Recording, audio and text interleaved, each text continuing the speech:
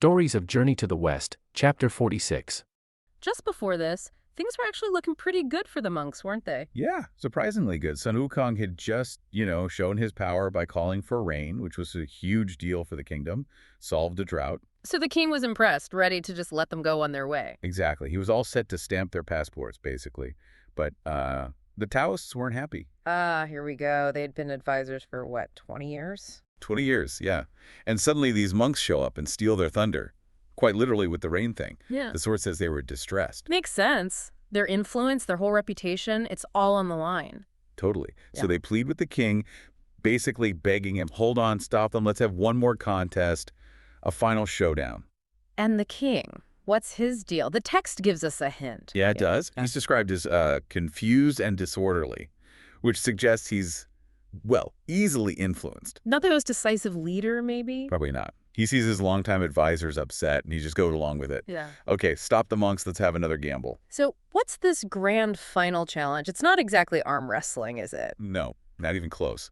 The head Taoist, Hulu Dajian, proposes something called cloud ladder manifestation, seated meditation. Cloud ladder, seated meditation. Those two things sound kind of contradictory. They really do, and the rules are just bizarre. You need 2 platforms, okay, each one 50 tables high. 50 tables stacked up. That's huge. So 100 tables altogether. 100 tables total.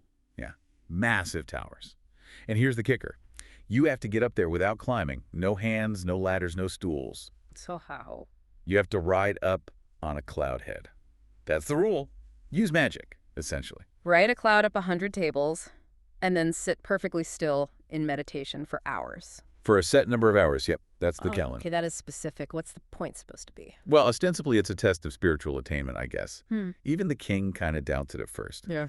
He mentions, Tang Monk is from the Chan school, Zen, so he should be good at meditating. But the cloud riding part is the real filter, isn't it? Seems like it. The Taoists are pretty confident this will trip the monks up. So how do the monks react? There's this great bit where they discuss it amongst themselves. Wukong's reaction is gold. Oh, it's classic Wukong.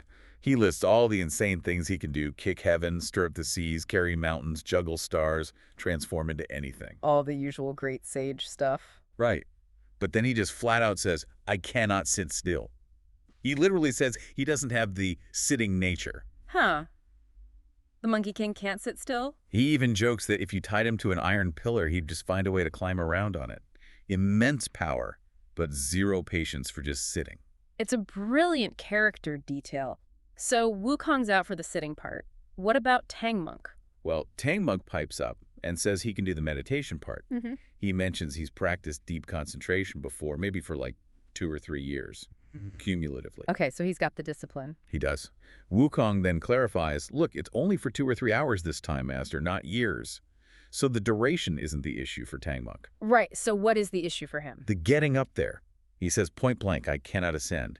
He can sit, but he can't do the magic cloud riding thing up 50 tables. Okay. So they have opposite problems. One can get up but can't sit. The other can sit but can't get up. Exactly. It's a perfect dilemma, which of course sets up Wukong's solution. Ever the problem solver. What does he suggest?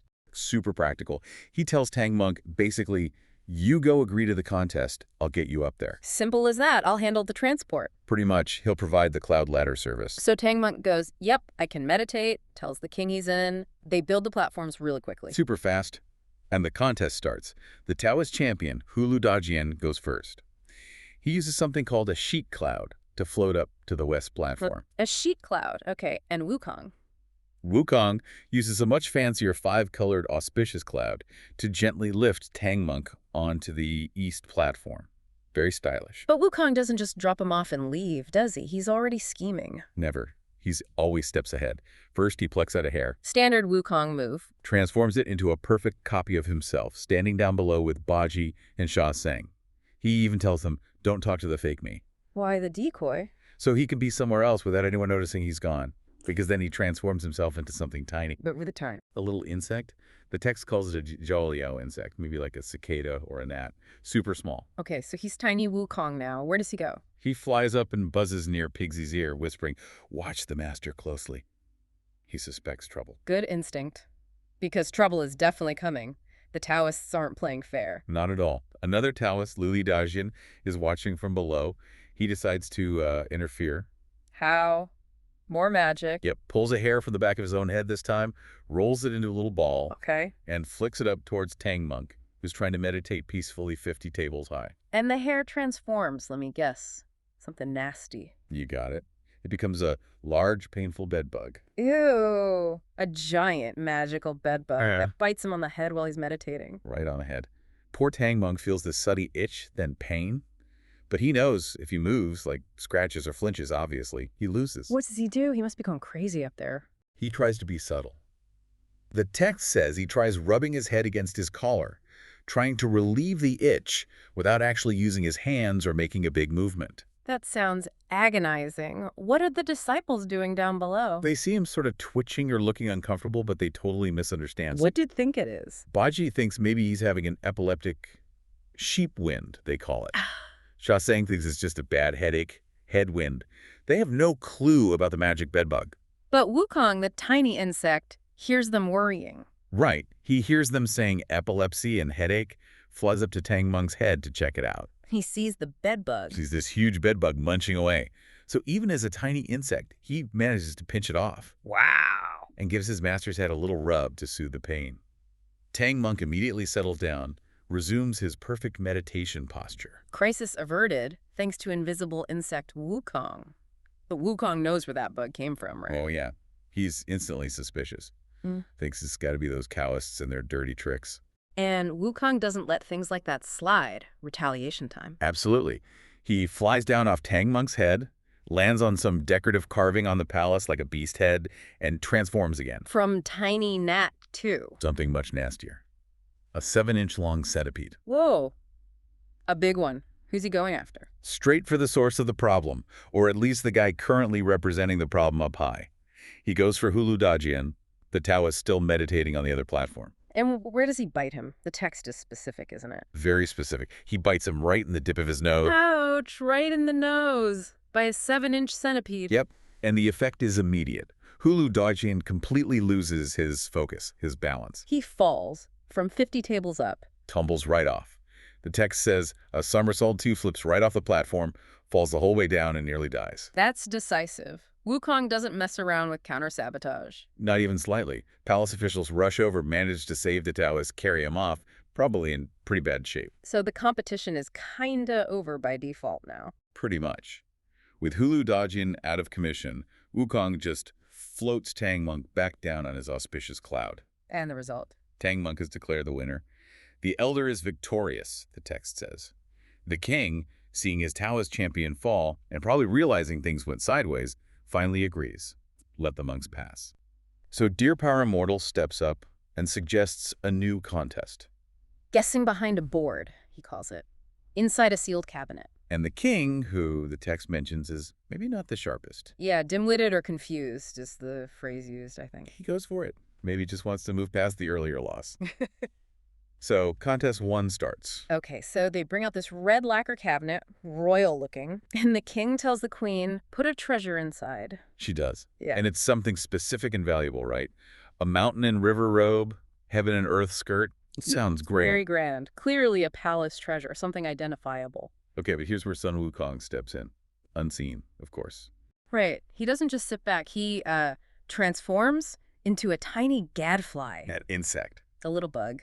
And he flies over to the cabinet. Finds a crack, between the boards. Small enough to squeeze through. He's in, sees the fancy robe and skirt, but he's not just going to report back. No way. His plan is way more involved. He grabs the robe, messes it all up. Then does that thing bites his tongue, sprays blood? Yeah, like mustering magical energy, shouts, change, and poof. It's not the fancy robe anymore. It's what? A ragged monk's robe. Just a tattered old thing. Wow. Talk about a downgrade, and then he adds a personal touch. Oh, yes. Classic Wukong. The text says he urinates on it. Oh, monkey. Then zips back out the crack as a fly and tells Tang Monk, okay, guess a ragged monk's robe. Tang Monk must be thinking, what are you talking about? Totally. He asks like a ragged treasure. What kind of treasure is that? But Wukong just tells him, don't worry, just say it. We need to win. So the guessing starts. Deer Power Immortal steps up, all confident. And guesses the original item, the fancy robe and skirt. Makes sense. That's what the queen put in. But Tang Monk, probably sweating a bit, trusting Wukong. He says, nope, Inside that cabinet, it's a ragged monk's robe. And the king immediately loses it. Right. Thinks he's being insulted. Yeah, orders Tang Monk seized.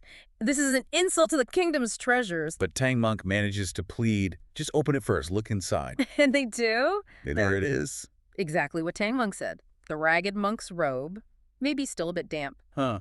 Probably. It's brilliant, though. Wukong didn't guess what should be there. He changed reality inside the box. To match the guess.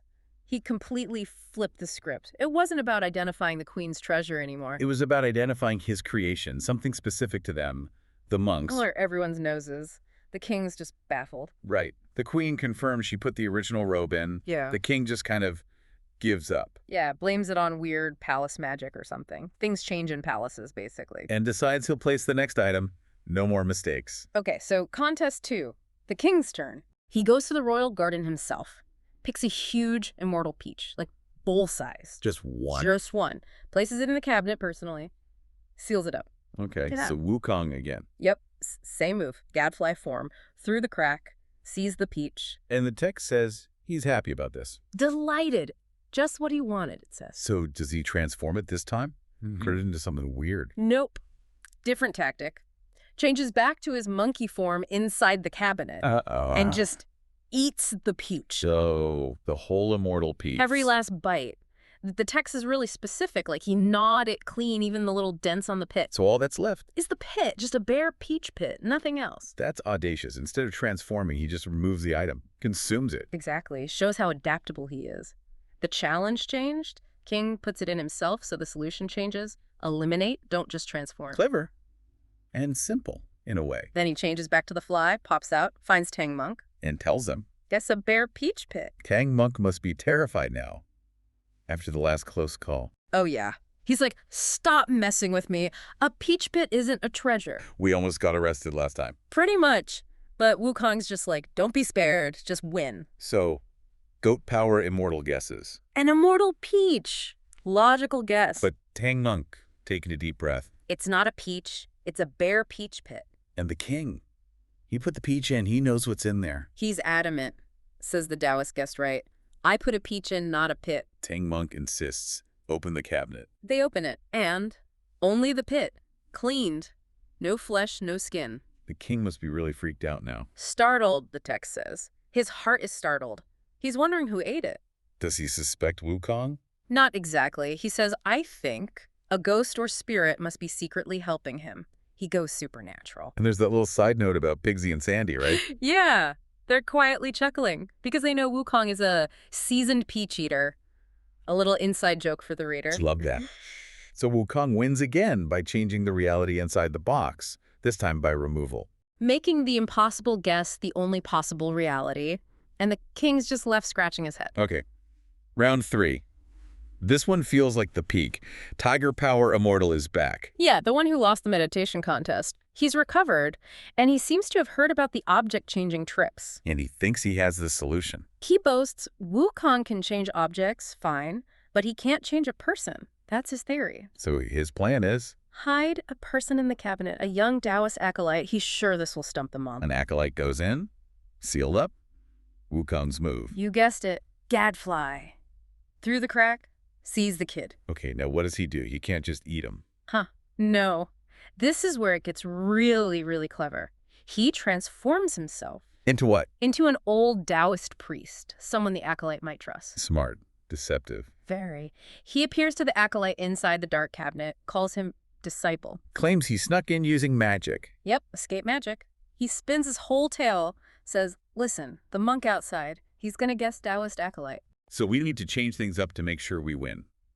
He's pretending to be on the acolyte side. Exactly. Playing on the kid's loyalty to the Taoists and his desire to win, it's psychological. So what's the plan he suggests? We need to make you look like a monk. I'll shave your head. No way. That way, he says, when they guess Taoist acolyte, you stay hidden. But if we get them to guess monk, you reveal yourself and we win.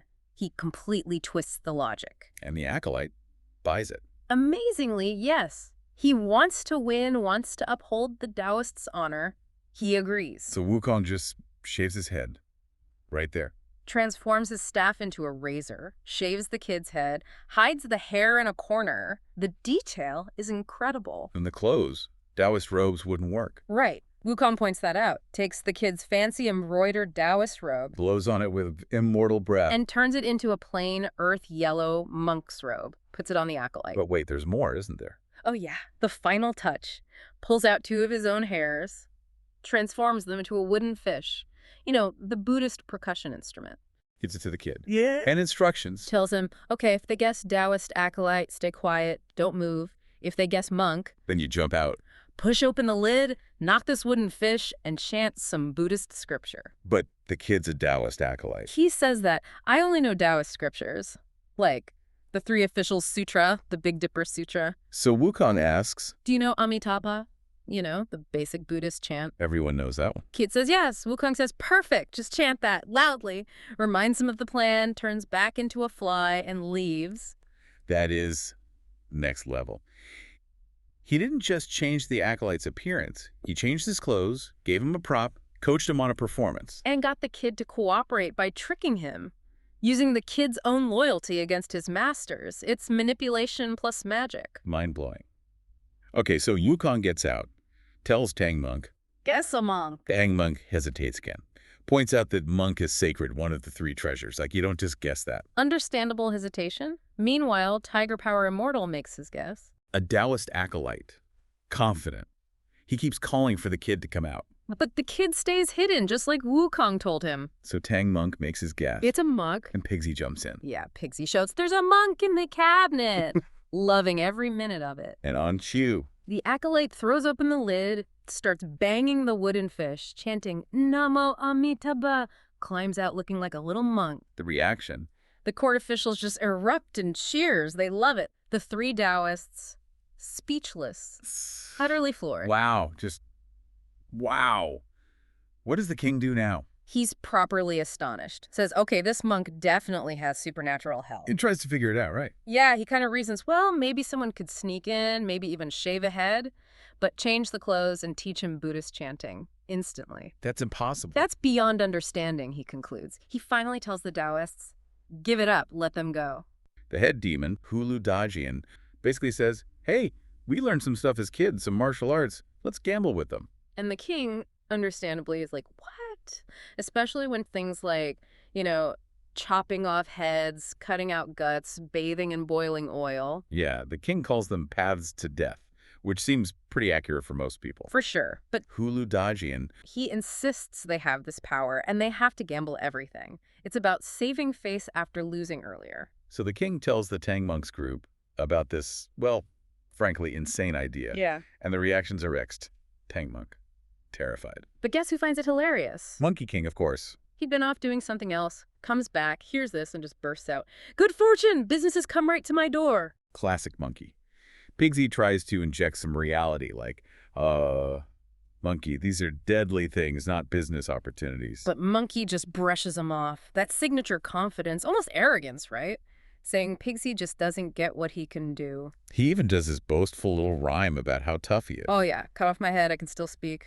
I chop off my arm, it can still hit people. Cut off my legs, I can still walk. Disembowel me, and I'm perfectly fine. And then that weird bit at the end. The dumpling part? Yeah. It's like someone folding dumplings, pinch it, and it's whole again. It's such a strange image, isn't it? It makes his healing sound so easy, almost domestic. It really does. And Pigsy and Sandy just laugh when they hear it, which tells you, you know, this level of weird power is something they're kind of used to with Monkey. So Monkey says, okay, I'll go first. Beheading contest, let's do it. The king is still unsure, looks at Monkey, thinks he looks young, maybe it's suicide. But to Gorilla, he's all for it, wants revenge. So they set up an execution ground, guards everywhere, and Monkey just strolls out, looking, like, happy about it. His master, Tang Monk, tries to pull him back, you know, genuinely worried. This isn't a game. Monkey's just like, yeah, it's fine. Completely nonchalant. They tie him up, put him on the block. Executioner yells, W-A-C-K, off comes the head. And the source describes it bouncing away like a watermelon, rolls quite a distance. But the key thing... No blood, right, from the neck stump. Just nothing. Exactly. And then, from inside his chest somewhere, a voice calls out, head, come back. Now, this is where it gets interesting. The second demon sees this. And he doesn't just watch. He immediately starts chanting, ordering the local earth spirits, minor nature deities to grab Monkey's head and hold it down. He even bribes them, promises a bigger temple if they help him win the bet. And the earth spirits, they actually do it. They grab the head and pin it. So Monkey calls for his head again, but nothing happens. It's stuck. He gets a little anxious, you can tell. But then he just flexes, snaps the ropes, shouts grow, and poof! A whole new head just sprouts right there on his neck, instantly. Naturally, this sends the executioners and guards running back to the king in terror. Meanwhile, Pigsy's just calmly explaining to Sandy. Oh yeah, the 72 transformations thing. Pigsy says, well, he has 72 transformations, so he probably has 72 heads. That's a funny line. Does it mean literal spare heads? Or just that his ability to change and regenerate is immense? The text implies the latter, I think. He grows it, doesn't pull one out of a bag. Yeah, it seems inherent. So Monkey walks back, totally fine. His master asks if he's tired. Monkey's like, good fun. Pigsy asks if he needs, medicine or something. And Monkey just tells him, feel my neck. And Pigsy is just amazed. Marvelous, perfect, not even a scar. That instant, perfect, scarless healing, that seems key to Monkey's power here. The king is totally freaked out by now, wants to just call it quits, give them the travel papers. Demon's lost, right? But Monkey's not having it. He insists, nope, Huli Daxian has to face the blade too. He tied up, head chopped off, rolls away. And just like Monkey, initially, no blood from the neck. He calls for his head. And this is where Monkey gets clever. Plucks out a hair. Transforms it into a little yellow dog. Sends it running. The dog snatches his head and bolts. Throws it right into the Imperial River. But the head's gone, and here's the difference. Unlike Monkey, who could just grow a new one when his was held down. He starts, spurting red light from his neck. The text says something like, pity he only had weather magic, not true immortality, and he collapses. And boom, the disguise drops. The guards see it's not a human immortal at all. It's a headless, yellow-haired tiger. That's crucial, isn't it? His immortal form was just a disguise. When the magic fails or the ritual is interrupted, his true animal nature is revealed. Dead animal nature. The king is horrified. His trusted advisor was a tiger demon. But the second demon, he's furious. Yeah, he accuses Monkey of cheating, basically. Mm-hmm. Says Monkey used a trick to reveal his brother's form and challenges him to the next test.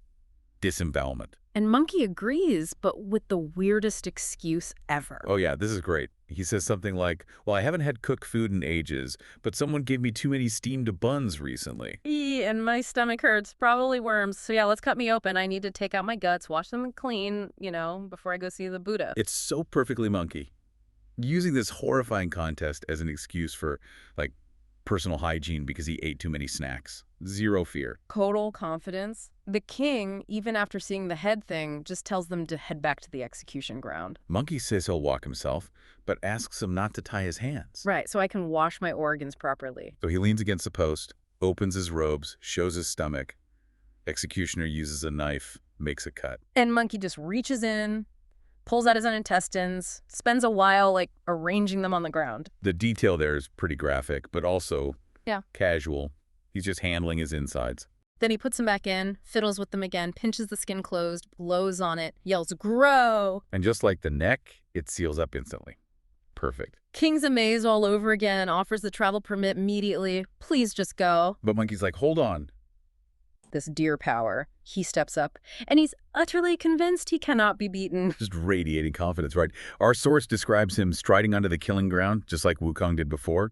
The executioner gets him ready, rope, knife. And then the sorcerer takes the knife himself. That's the twist, yeah. He cuts open his own belly. Roll. And it gets more graphic. He proceeds to pull out and manipulate his own internal organs. We're talking liver, intestines, the 5 vital organs. Ota. It's designed to look like absolute mastery over life and death. Gosh. But Sun Wukong's move isn't physical, is it? No, not at all. It's pure, unexpected magic. He just plucks a single hair, blows on it, says transform, and it turns into a hungry eagle. A hungry eagle. Okay. And this isn't just any eagle. The source emphasizes its speed. It swoops down and snatches all of those vital organs. Carries them off to eat. Just poof, gone. Now, just snatch them right out of him. So the effect on deer power must be immediate. Oh, yeah.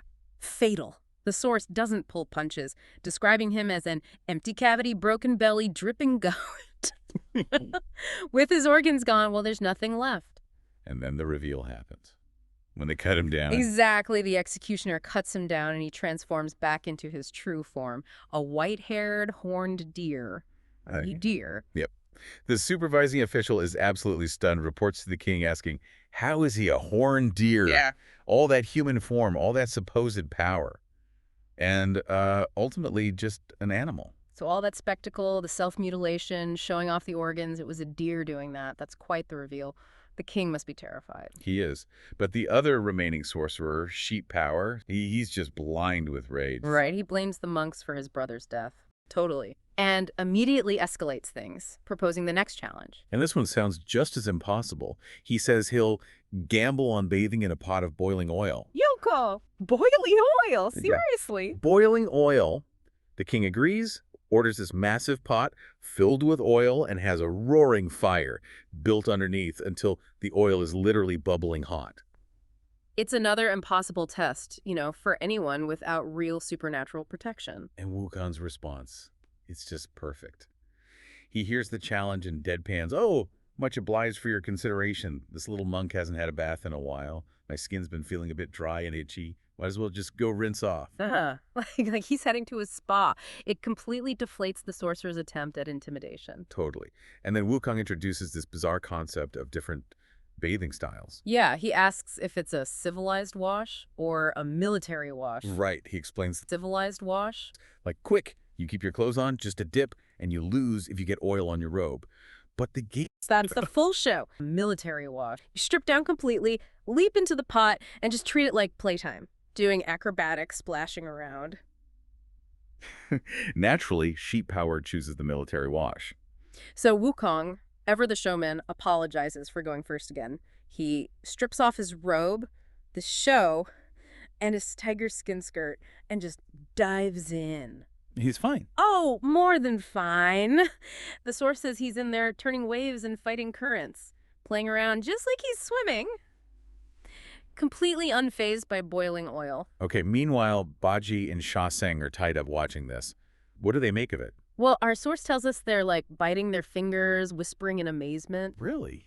Yeah, Baji turns to Sha Seng and says something like, wow, we totally misjudged this monkey. We've been ridiculing him all this time, but who knew he had such genuine ability? They're actually truly impressed by his power. But Wukong overhears them and misinterprets it. He does. He thinks they're just relaxing while he does all the hard work, maybe even mocking him. He mutters that proverb, it's like for the clever ones work hard, the clumsy ones relax. Oh, Wukong. So what does he do? Well, being Wukong, he decides to mess with them a bit, make them think he's actually in trouble. He splashes down, sinks to the bottom, and turns himself into a tiny date kernel nail. So... pretends to be dead. A date kernel nail. That's specific. Okay, so he's faking it. Exactly. Which, of course, immediately leads the supervising official to report to the king, Your Majesty, the little monk has been cooked to death in the boiling oil. And the king is thrilled. Right, because he thinks he's finally won. They try to get the body out using an iron scoop, Amitha, but Wukong, being this tiny nail, just slips right through the holes. Huh. So they can't even retrieve the body. How does the official explain that? He improvises. Desperate, he comes up with this lie.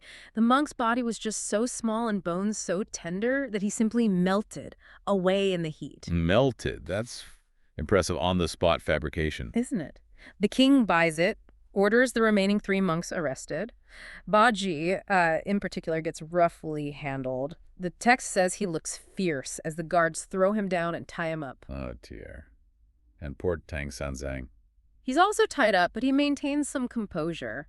He pleads with the king, asks for just a moment to perform a ritual for Wukong. He speaks really emotionally about Wukong's deep loyalty and everything he's done for him and Ayu. Well, that's quite touching. It is. He even prays that Wukong's soul might still find its way to enlightenment, even from the underworld. It's a rare moment of genuine affection from the master. But then you have Baji. Oh, Baji. Tied up and absolutely furious, he just starts cursing Wukong. What does he say? This sounds like classic Baji. It is. He calls Wukong the troublemaking you, the ignorant to cha, bringing up that old sore point about Wukong's stable boy job in heaven. Ouch. He went there. Oh, yeah. He just goes on, the deserving to die, the oil cooked do, the monkey is finished, the stable boys rooted out. He is just so done with Wukong at this point. And that's what gets Wukong's attention down to the oil, right? Exactly. Hearing Beiji just lay into him like that, he can't stand it anymore. Snaps him right out of his prank. So what happens? He just pops back up. Pretty much. He instantly reveals his true form, naked and dripping wet at the bottom of the pot, and yells up, "You incompetent, messy brood, who are you cursing?" The reactions must be priceless. Oh, yeah. Tang Sanzang is terrified seeing him reappear. Sha Sang, ever the pragmatist, just calmly notes, Big Brother always fakes being dead. He's used to it. Wait, she's seen this before. Apparently. But the officials who just reported him dead are in total panic. Especially the one who said he melted. Right. That supervising official, still trying to save face, tells the king that Wukong did die, but he's come back as a manifestation of his spirit. A ghost. Oh, bad move. Terrible move. Wukong hears that lie and is absolutely enraged. He leaps out of the pot, dries off, gets dressed, grabs his staff, grabs the official who told the lie, Oh, no. and beats him into a lump of flesh. Yeah. What spirit manifestation, he roars. Yikes. Okay, note to self, don't lie about Sun Wukong being a ghost. So, chaos. Total chaos. The other officials quickly untie Baji, begging for mercy. The king tries to make a run for it. Does he get away? Nope. Wukong catches him, forces him back to his throne, then he turns his attention back to sheep power and demands that he now get in the oil. Oh, right. It's Sheep Power's turn. Exactly. The king, trembling, basically tells Sheep Power to obey to save his own skin. So Sheep Power, thinking he's got the same protection Wukong had. Right. He descends from the hall, strips off his clothes, just like Wukong, and leaps into the pot. And at first, he seems okay. He's in the pung. Just like Wukong did. Exactly. Wukong releases the king, goes over to the pot, tells the fire stokers to add more wood, make the fire even hotter, but then he reaches in to test the oil and realizes it's ice cold. Whoa. Ice cold. So Wukong's bath was boiling, but Sheep Power's is freezing. How? That's what Wukong thinks. When I washed, it was boiling hot, but for him it's cold. I understand. Some Dragon King must be protecting him here. Ah, outside help. Bingo. He doesn't waste a second. Leaps into the air, utters a magical phrase, and summons the North Sea Dragon King, Ao Shun. And I bet Wukong is polite about it. Not a chance. He immediately starts chewing him out, calling him, "You horned earthworm, you scaled mudfish." Yo, Wukong, demanding to know why he's helping the sorcerer with a cold dragon to cool the oil. A cold dragon. So it's not Sheep Power's own ability. It's a magical cooling effect. Precisely. It's a trick. The Dragon King is terrified, Su Boon, and quickly explains. He denies teaching Sheep Power genuine cultivation. He says Sheep Power only has true reception of the Five Thunder method, Hon, a specific type of magic. But the rest are just cosmetic side doors. Meaning? Meaning these sorcerers rely on specific, learned tricks and techniques, not deep, fundamental cultivation that grants real immortality or power. It's surface-level stuff. Ah, so the cold dragon technique is just a learned illusion, not real power. Exactly. The Dragon King reveals this cold dragon is something Sheep Power learned from a minor mountain school, Small Mao Mountain, Kuiyu. He says this trick is only good for deceiving and entertaining ordinary mortals. It would never fool someone like Wukong. The Dragon King was just sort of assisting in maintaining the illusion for the king. So the Dragon King was just part of the stagecraft. Wow. Wukong tells him to get rid of it. Immediately. Or face a beating himself. So the Dragon King quickly transforms into a whirlwind, Woro goes to the pot, grabs the cold dragon, and takes it back to the sea. And with the magical cooling effect gone. Sheep Power is instantly exposed to the real boiling oil. Oh no. Yeah. The source says he struggles, can't climb out, slips, and is instantly burned to death. Bones separated, skin charred, flesh, just like that. Wow. That quickly. Instantly, the official reports to the king, "Your Majesty, the third national teacher has melted too." Still sticking with the melting story, bless him. Oh, that poor official.